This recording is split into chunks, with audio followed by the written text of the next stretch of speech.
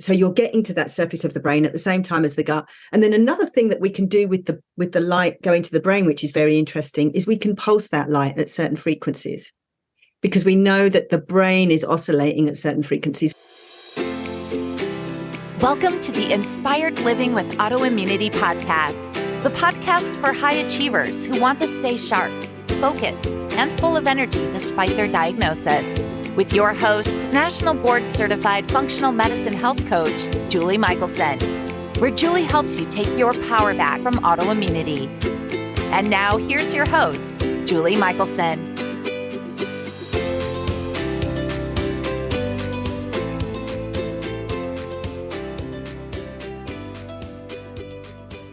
Welcome back to the Inspired Living with Autoimmunity podcast. I'm your host, Julie Michelson. And today we're joined by Sarah Turner, co-founder and CEO of Serothrive, a red light system that specifically targets the gut-brain connection. Sarah holds degrees in clinical neuroscience, psychological sciences, and nutritional medicine. And in today's conversation, we discuss photobiomodulation and specifically how to use light therapy to support health by addressing the gut and the brain together. Sarah, welcome to the podcast. Thank you. It's lovely to be here. I'm so excited to just pick your brain today. And since we're going to be talking about brains, this will be good. But I always love to hear personal story. You know, how did you decide I'm going to create this amazing product that focuses on the gut-brain connection? Well, my trajectory is kind of through maybe a lot of conventional medicine and then to alternative. And now I've kind of settled on light therapy as a good middle ground. But I started off in pharmaceutical research, actually.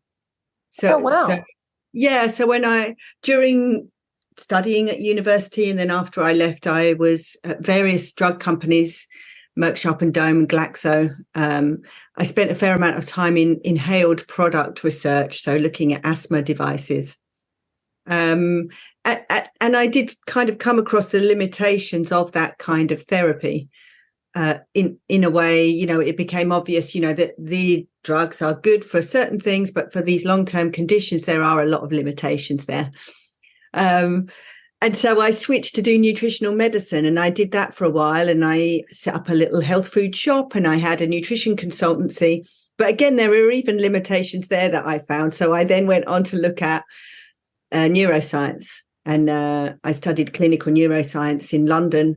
And after which time I went to California and got involved in the whole biohacking movement that was going on over there. Which is how we met. Exactly. We met at the Dave Asprey Biohacker Summit. And actually, that was one of the places where I first started getting to really understand this concept of introducing biophysics into biology and health, into a health setting. And so I was working actually in Santa Cruz, California on a consciousness interface device, which is a fairly out there fringe science way of looking at information fields.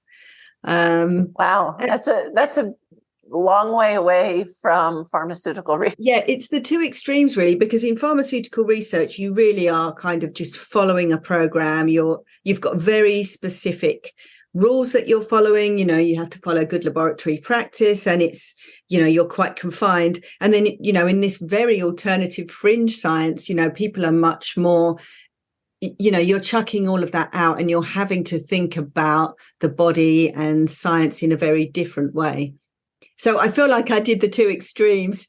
And then after doing that for a while, I kind of wanted to come back to something which was a little bit more measurable, because although the alternative side is very interesting, because we can't yet measure it, or perhaps, you know, there's certain things that are not quite right there, it's very difficult to really get your teeth into it and say something with kind of any certainty. You know, there's a lot of, it could be this, you know, and a lot of people are open to that, and that's great. And a lot of people are helped by that. But for me personally, I wanted to do something that was much more measurable, scientific, at least in the sense that you can document these effects and present them to people and speak to the scientific community as well as to the alternative health community. So that's why really I'm now focused solely on photobiomodulation, which is just this long word for light therapy. Because although light therapy, of course, it is a little bit esoteric because nobody even really knows what light is, so there has to be some kind of intuitive, open-minded way of looking at it. But at the same time, there is a lot of very credible, validated research. There's 5,000 peer-reviewed studies on light therapy for a health application. So that's kind of where I've settled now. I think I've found this ideal middle ground. I love it because it really is. I always find it fascinating that what are really foundational basics for humankind is now cutting edge science and wellness care. And I think, you say light therapy. I love the word photobiomodulation because it's about changing our biology with light. Right. And so it's not just, and there's so many different kinds of light and ways to use light to support health. How did you kind of narrow down into this gut-brain connected area? Yeah, well, as I said to you, I have a master's in neuroscience, so I was already sort of fixated on the brain. And then in doing a lot of this biohacking, I made a biohacking movie, or at least co-produced it with a friend of mine. I started to really understand this whole connected body piece. And, if you want to have a good brain, you can't isolate the brain from the rest of the body. That's just not how things work.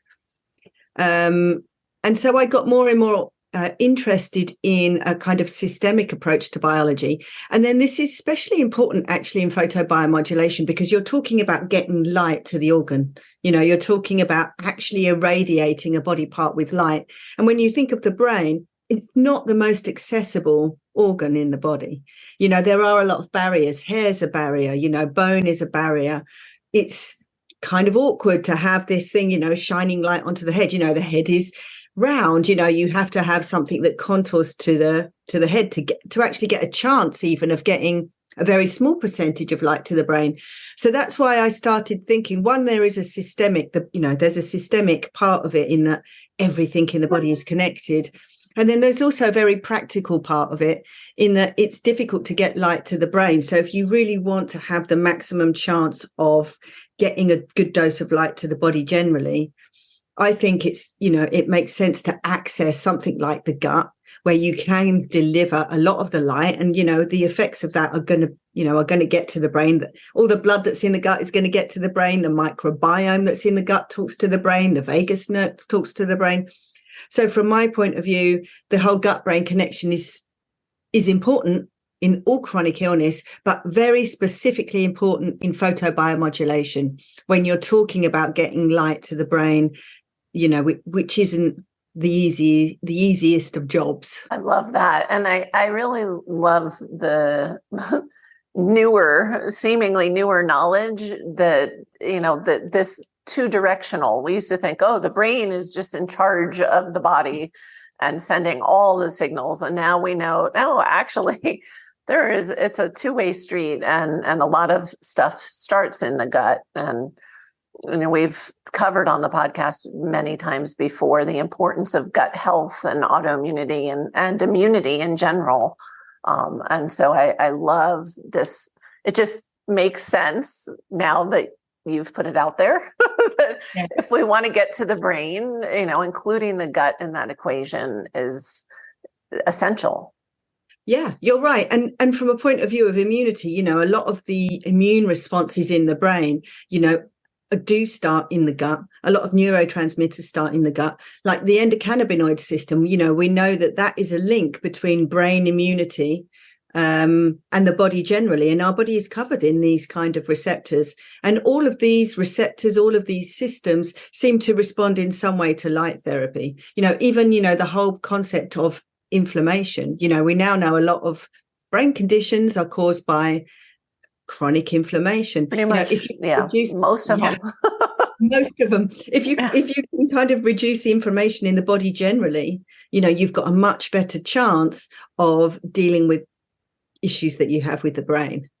So I think it is really super linked to the immune system, actually, what's going on. And I think the gut is playing such a huge part in the immunity of the brain. And you're right, we kind of intuitively know this, and a lot of people who are into alternative medicine have been kind of banging this drum for a long time.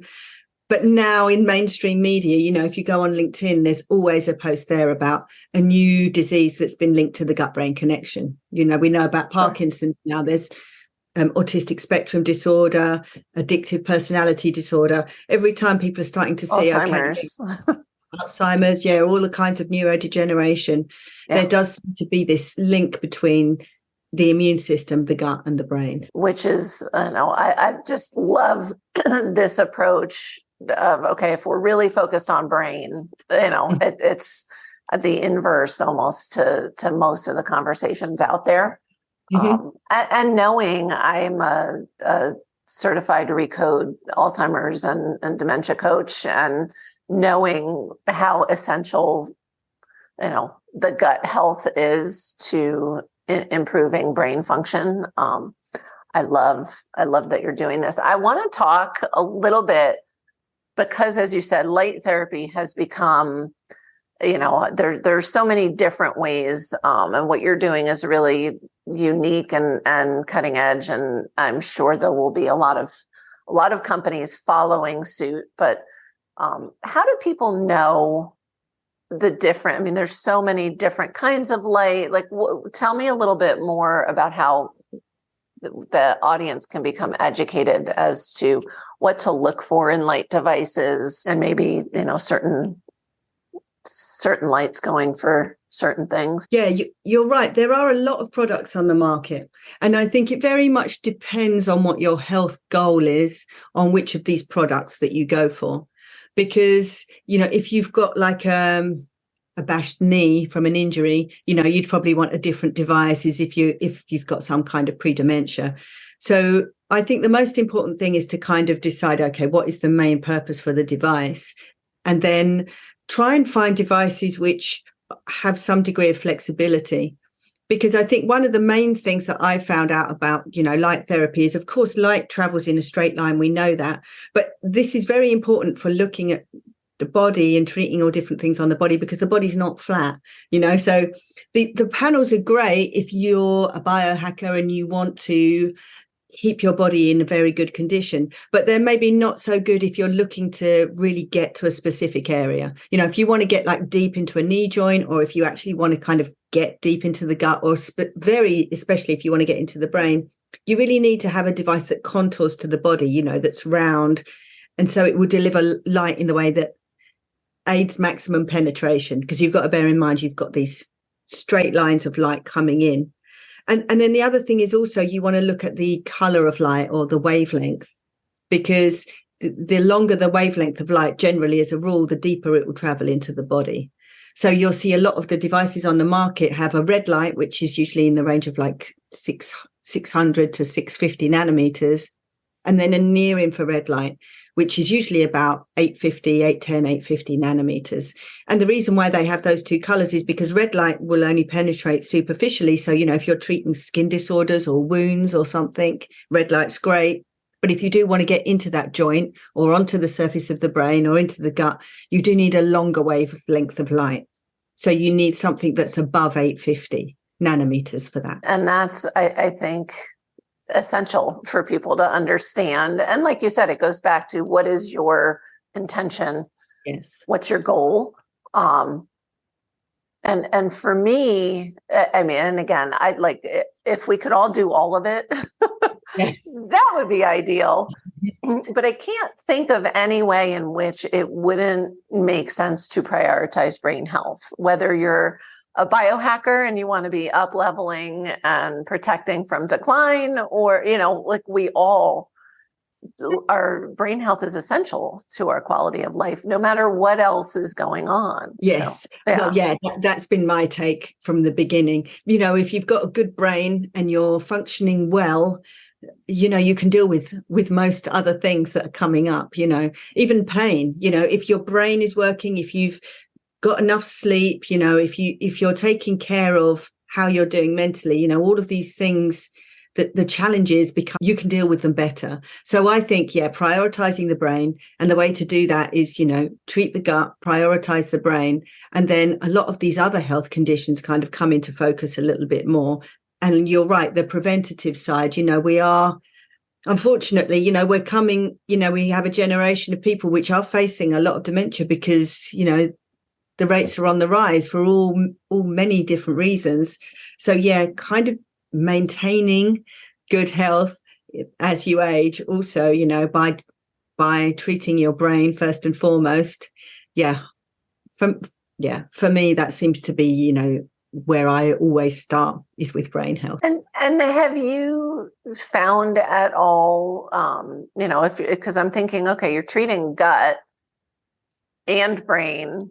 And so people with gut issues, I would imagine that the panel on the belly is a great idea. It is. And I actually myself, I had a little bit of IBS. Maybe you call it IBD in the States, but, irritable bowel. Both, yeah.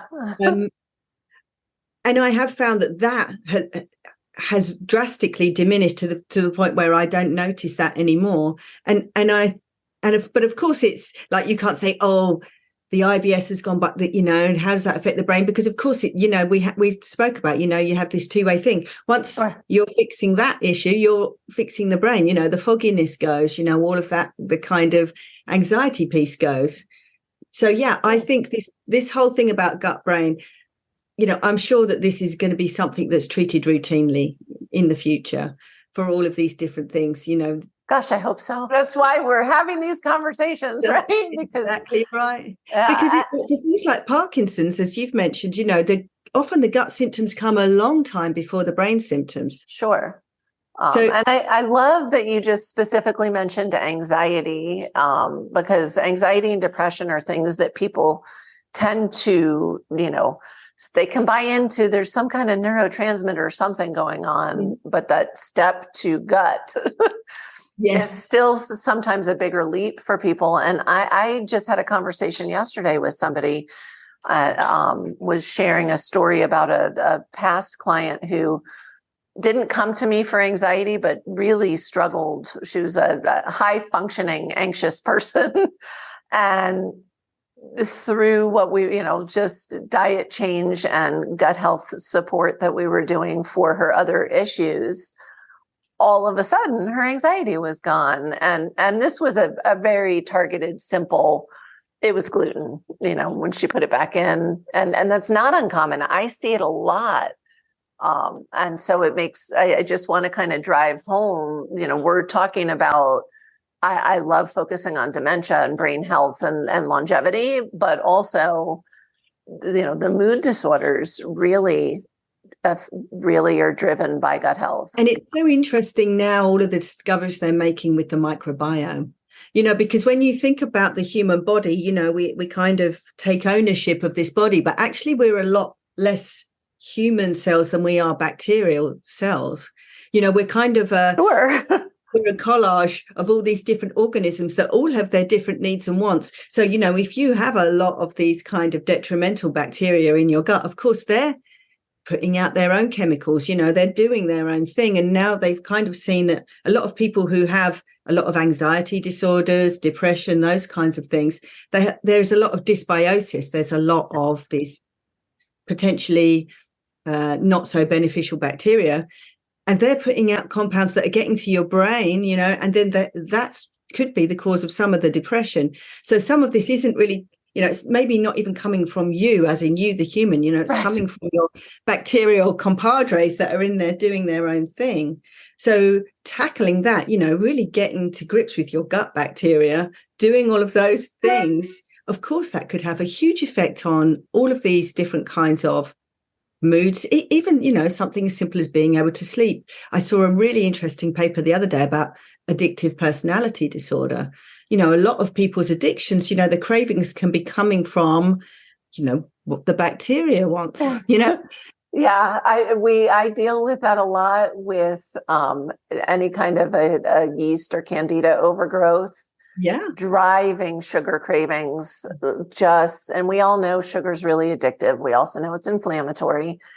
But I try to get people to shift and think, okay, as you're having that, like, that's not you. You're not the one screaming to be fed. It's these other organisms. Yeah. And so it is amazing. We just don't even realize that we are not always in charge. Yes. And I think that's quite liberating, because you think, okay, I can do something about this, because, if it's as simple as, focus on your gut bacteria, really try to, like you say, it's difficult to remove the sugar because you've got these creatures that are crying for the sugar. Because they're going to die if you don't feed them sugar. Which you all got their agendas. So but it enables you to do things, light therapy has been shown to change the microbiome, dietary change has been shown, simple things like circadian biology, timing your body more with the body's natural rhythms, enables those beneficial bacteria to grow, because, they have their optimal environments too. And I would assume this is not scientific, but it just, in the way my brain works, I think of, the red light or the light on the gut nurturing the good bacteria, those things that we want. I just think of it as a positive thing. I don't know the mechanism of action, but I think as we increase the good, there's less room for the bad. And I think actually at the moment, because the science is so new, we don't entirely know how it's working. I mean, there's a whole field now called photobiomics, which is the study of light on bacteria.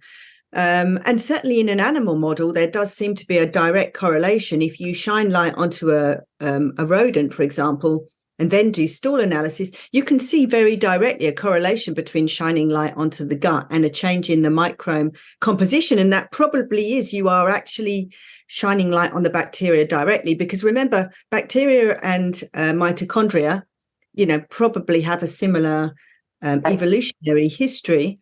And the mitochondria is really the main light receiver in the body.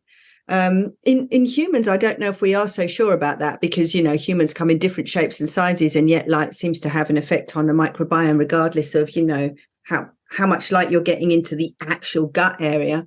But I think you're right. I think what's really going on is you're allowing the body to return to a homeostasis where you have the right conditions in the gut. You have oxygenated blood going to the gut, you have a decrease in inflammatory chemicals in the gut, then that enables, you create a good environment for the good bacteria to proliferate. So I think it could be that you're shining light directly into the bacteria, but I think maybe more likely at this stage with the light panels and the light pads is that you are enabling the correct environment for those good bacteria to grow. Yeah, which is the same as diet change, and I wouldn't do one or the other. I would do both, but that's just my approach. Support in every way, shape, or form. Let's talk a little bit more specifically about the Serothrive. Because it is different than any I've seen. I've been in the biohacking world since 2016. I've seen a lot of, like you said, the light panels are popular. I've seen light you name it. I've seen a lot of different kind of lights. And so let's talk a little specific. And you mentioned some of the things already, but for people who haven't seen a prototype or, don't know exactly what it looks like and what it's doing, let's talk about that. Yes, sure. Thank you. Yeah. So the Serothrive device, it's a system. So it's two devices actually. So, we've kind of spoken exactly why you'd want to have a gut brain, a gut for your brain and one for your gut. So it has a panel, actually, a flat panel with the two wavelengths that I've mentioned. So it has the 630 and the 850 light that goes directly over the abdomen. And then at the same time, there is a headband, and the headband fits very flush to the forehead where you don't have the hair. So you have one less barrier to get through. It does have one little unit that goes on the back that you can kind of just hopefully poke a little bit under the hairline there.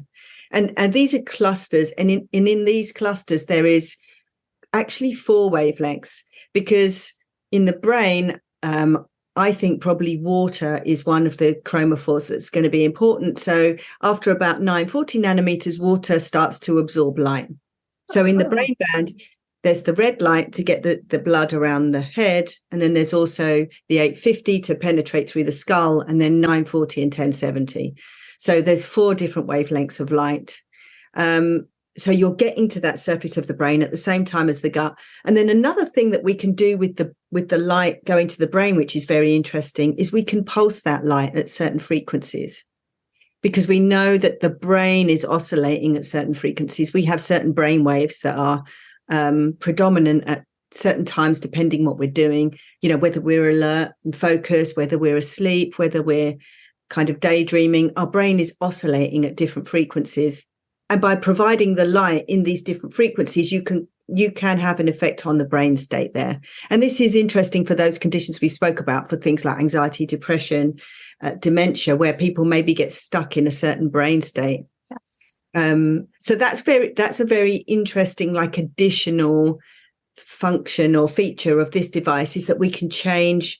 Not only can we change the wavelength of the light, we can also change the rate of oscillation, the Hertz oscillation. So there are 6 different programs in the Sera system for 6 different brain wellness applications. Love that. And just because I've seen the device, you mentioned the flat pad, and it is a pad. So we touched on earlier that you want something that's going to form to you. Yes. And so I was able to see all different sizes and shapes, easily use Serothrive at the conference we were both at.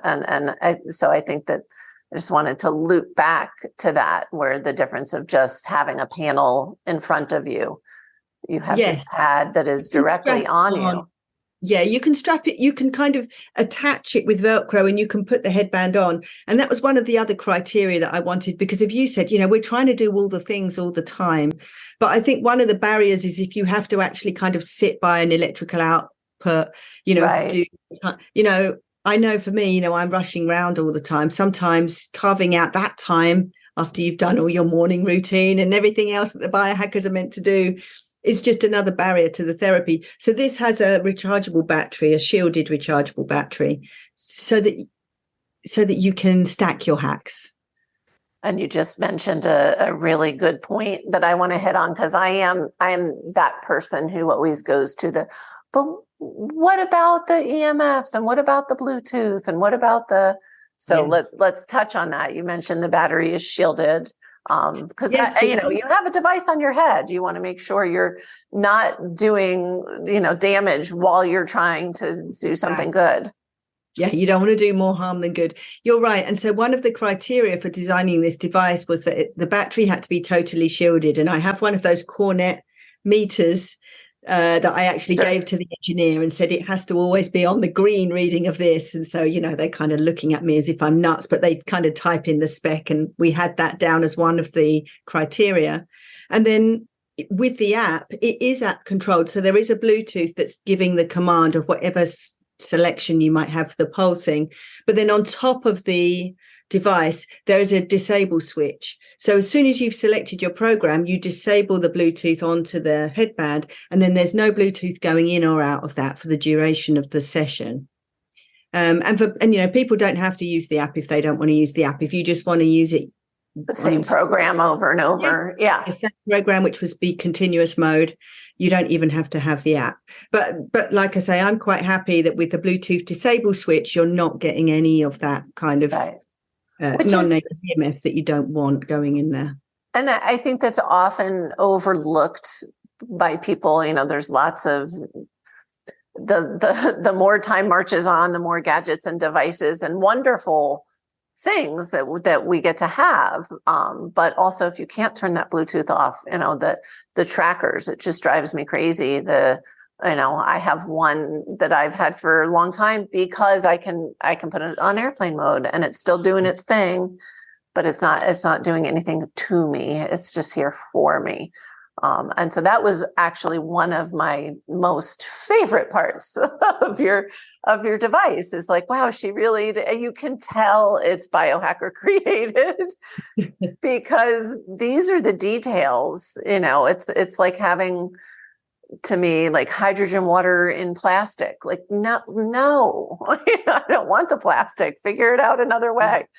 Yeah. So I love that you really, I think, have covered all angles. And I believe I overheard you saying you guys will continue to add programs through time, right? It has, Yes. Yeah. It has. At the moment, we have 6 programs, and they're ones that have been worked out for kind of basic functions like focus, energize, meditation. There's a balance one in there. But I've been working with some scientists actually who are more on the physics side that are looking at creating apps to maybe activate certain neurotransmitters or things like that. Now, at the moment, it's a little bit untested. So, that's a process that we're going through. But I'm hoping if we can get some good results with different kinds of frequency programs, we can introduce those as we get them developed. And so the headband has been designed so that you can update the apps that you want to use just through the app on the phone. So That's as new developments come up and people say, okay, well, we think that this way, this frequency pulsing, maybe even a program, I know people who are very granular in how they're working out these pulsing, and it doesn't necessarily have to be a straight hertz, like on and off. And in fact, even in this device, we don't just deliver, for example, if we're doing 10 hertz, it's not just 10 times a second.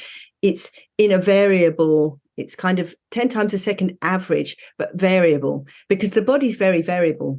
We know that the body likes variation because within variation, there's flexibility. Yes. And that's why heart rate's not consistent. That's why brain waves are not consistent, because the body has a built-in flexibility there.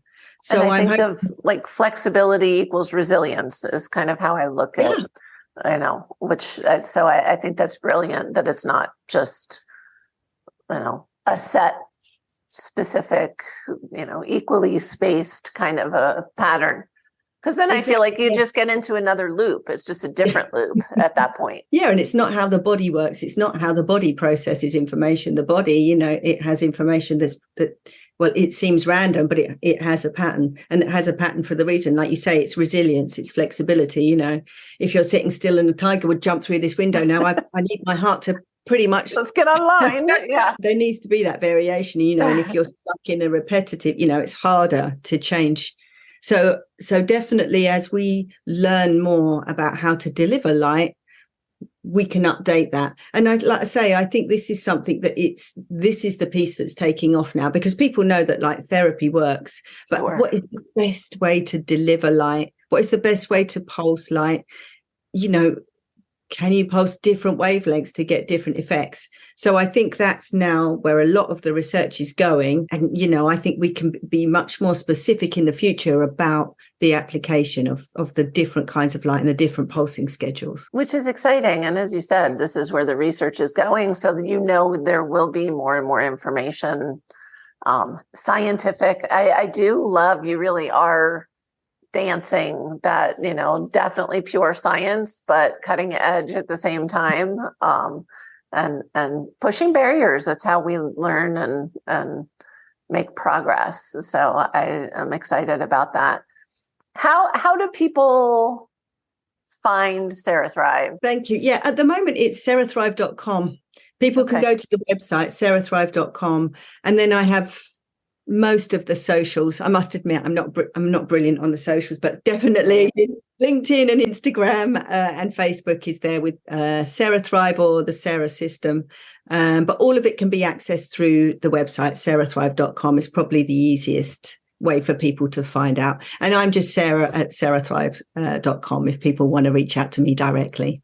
Which they should. You're brilliant and you're fun and you make the science accessible. I can sit here and understand what you're saying.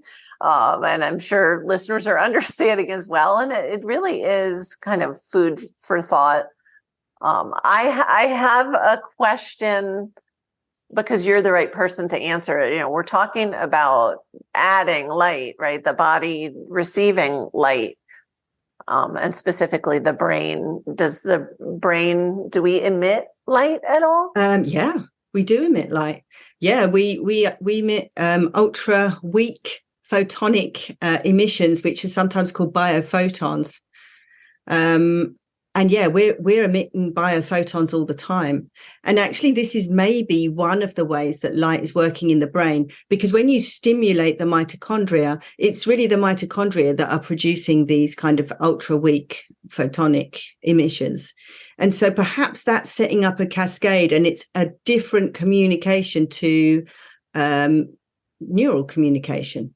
We already know that things are going on in the brain far faster than the nervous system can account for. There's something else going on, and people have put forward all different theories, living matrix theory, maybe it's a piezoelectric effect going on there, or so yeah, I think probably the biophotons, which were discovered many, many years ago. The concept that we're emitting light is not a new one.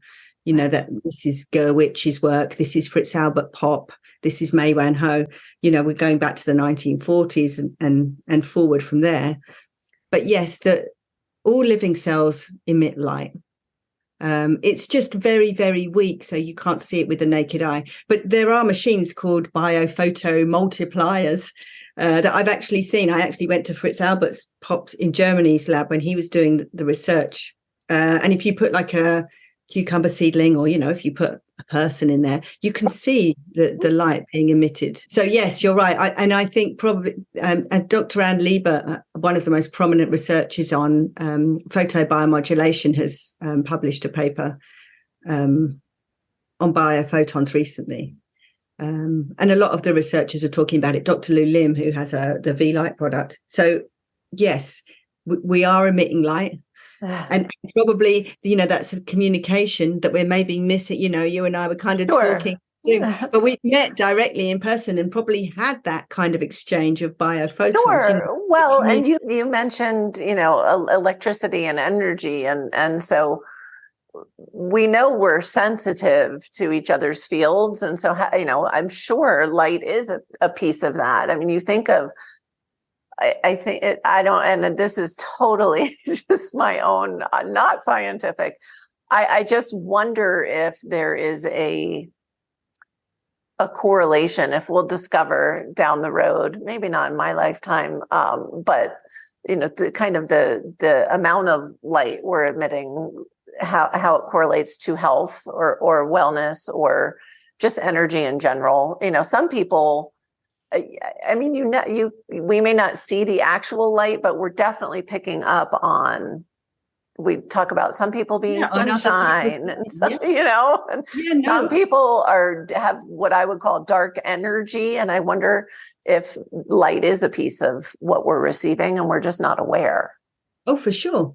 I think for sure. And we already know that cells in different stages will emit different kinds of light and a different degree of light. Cells that are dying perhaps are putting out a lot more UV light. We can kind of measure certain things, but because you need these highly sensitive machines, not many people doing the research.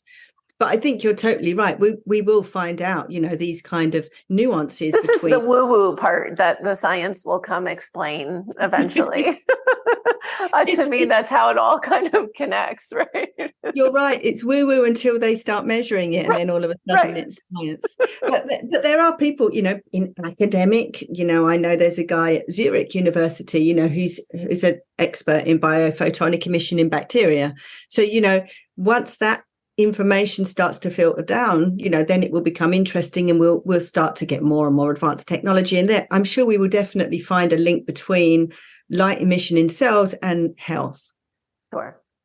So, and then from there, potentially, because we already know that we emit an electromagnetic field, and perhaps that's what you feel. Someone comes in the room and you get the in the room and you think, that's a cool person. That's probably a mixture of all different nonverbal signals, including potentially light, including electromagnetic fields. Yeah. Yeah, that's interesting. I never, I've thought about the electromagnetic and I've never thought about the light, but it does make sense. So that's another fun part to watch. But for now, to me, this leap in, again, resources that we have that we can use without going to a doctor's office. I live with a doctor. I love doctors. I'm not saying they're bad. I'm just saying anything we can do for ourselves to support, and something like light that has so many different uses, to me is just exciting. It really is. I think you've hit the nail on the head. Really, we need to kind of move forward with a bit of sovereignty of ourselves and our wellness, because we're the experts on ourselves, and we have our bodies to experiment on. You can kind of get a feeling of if something's right for you or not, or if you're on the wrong path, or if you're feeling good or feeling bad. But also, I think as the society gets bigger and bigger, the health systems in most countries are straining at the seams a little bit. We do need to take that responsibility and do as much as we can. And why not? The tools are available now. We have, it was probably fairly recently that we've been able to actually buy these devices and have them ourselves. Just think about lasers when they came out. They were like hundreds of thousands of pounds and you could only have them in a hospital. Now we can have these devices in our own homes and they're much more powerful. So why wouldn't we kind of learn about these ways of taking care of ourselves? I think being in functional medicine, it's again, the science lags behind when we're talking about scientific method, but we know anecdotally when the things that we're doing are working for people, right? People get better. I use light therapy. I broke my shoulder 5 years ago. And the doctor said, which was just rude, at your age, it's going to take a long time for this to heal. And I blew him away, and I didn't take the things he told me to take because those are things I'm not taking.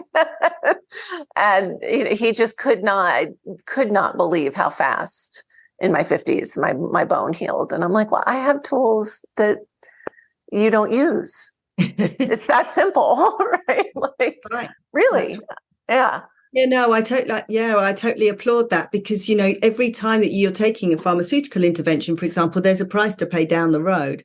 And I'm not a big pharma bashing. I mean, how can I? I worked there for a long time. Well, however, and there's a time and a place. Yeah, there is a place. And you do have to kind of do a risk assessment every time you do something, Sure. Because you are going to pay for taking, that's why we do have such an opiate problem around the world, because, you're kind of kicking the problem down the road a lot of the time. Right. And a lot of these more alternative therapies, like you say, using nutrition, using light, kind of using outdoors even, you're strengthening the body rather than weakening it. Yeah.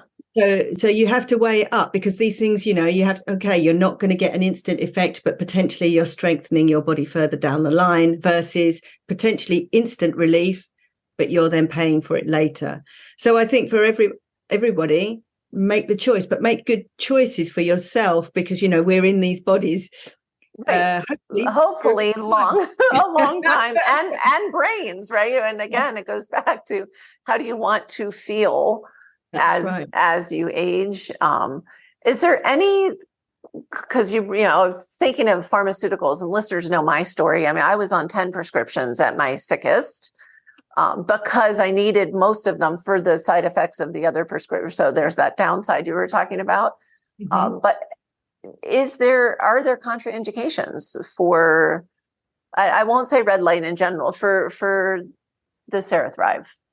Is there anybody who shouldn't use it or any? That's a good question. It's a good question. And there are kind of standard contraindications that people say, because I think, like I say, that there is a lot of research, but maybe people want to err on the side of caution. So there's a contraindication for active cancer, for an example, because they don't know, because red light therapy makes cells grow. So potentially there could be some kind of issue there.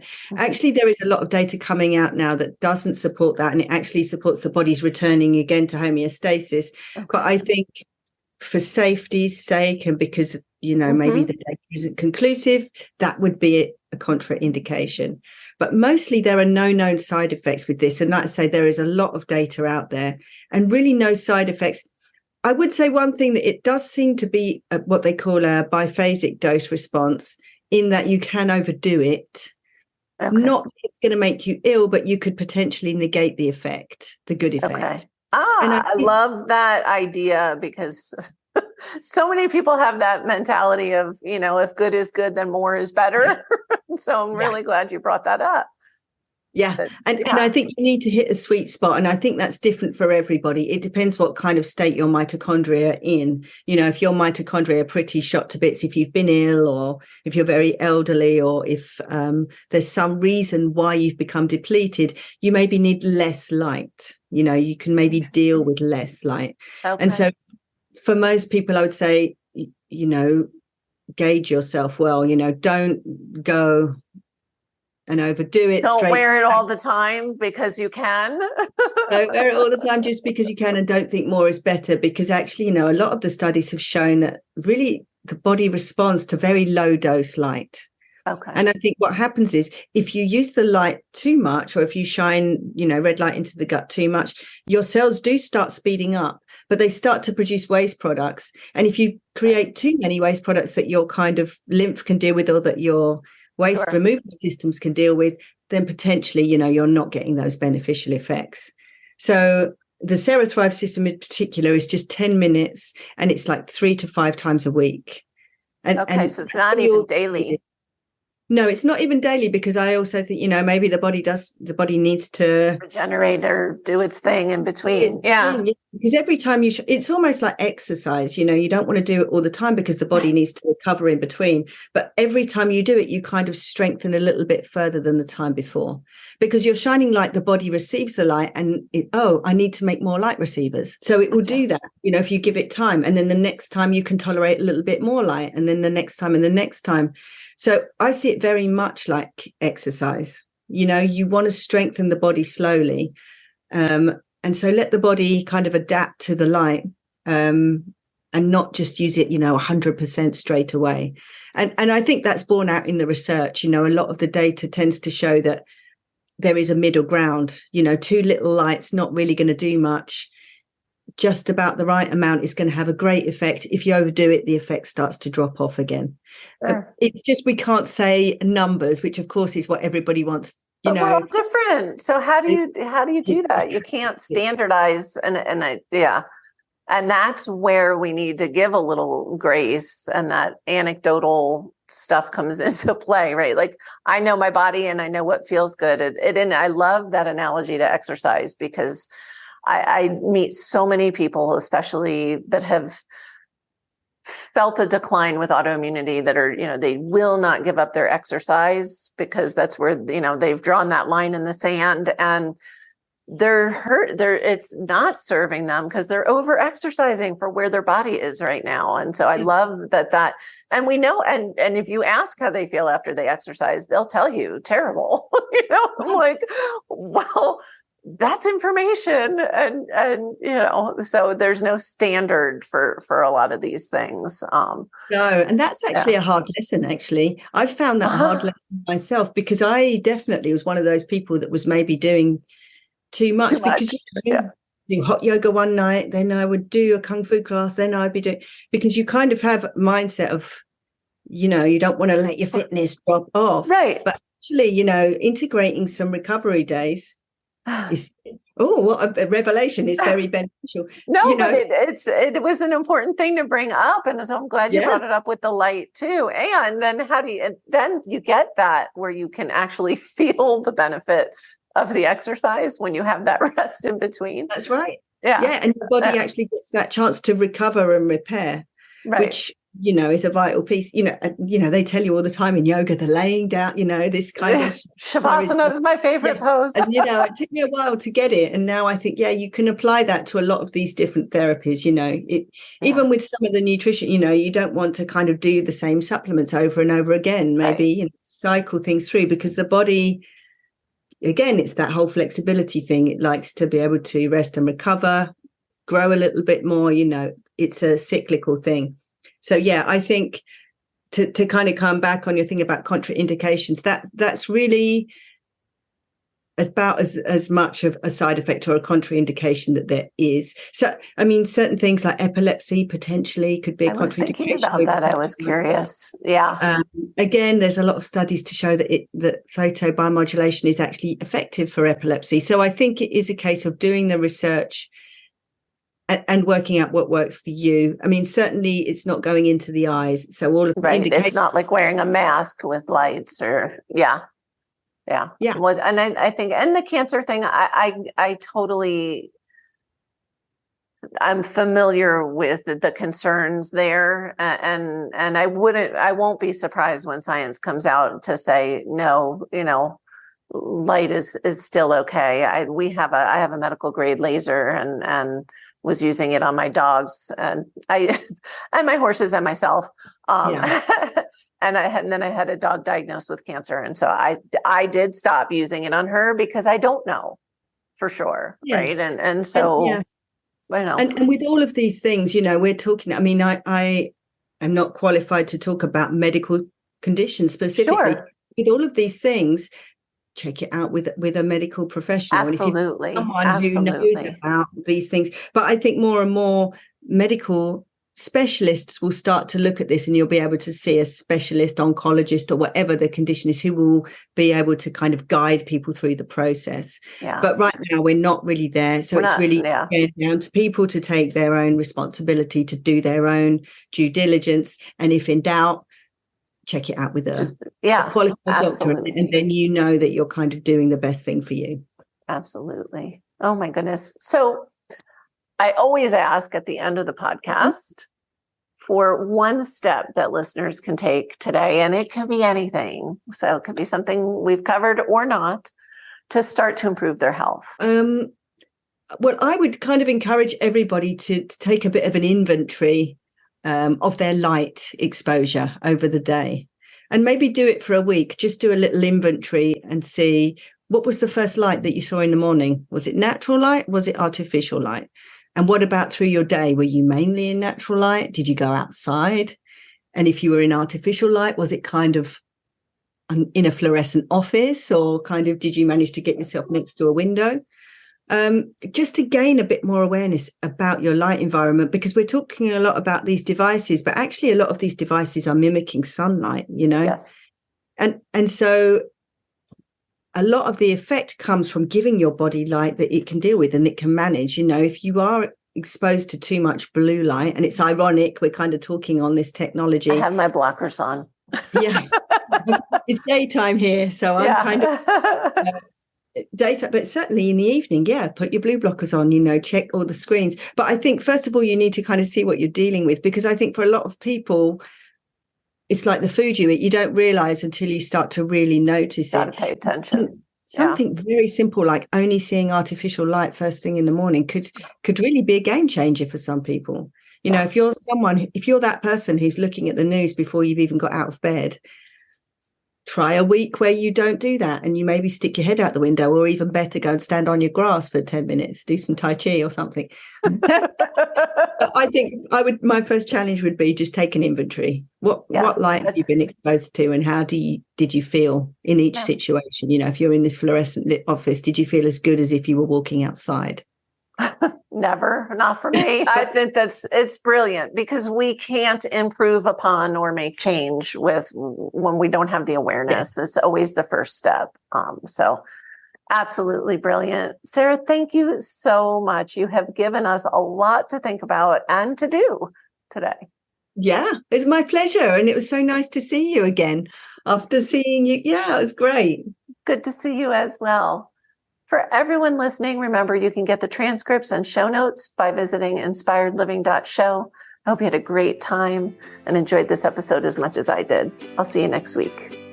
Thank you for listening to Julie Michelson's Inspired Living with Autoimmunity. Did you enjoy this episode?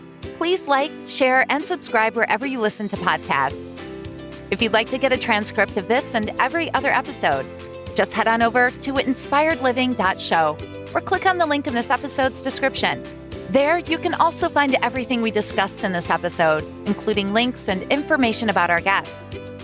You can even send in your questions to be answered by Julie in a future episode. That's inspiredliving.show.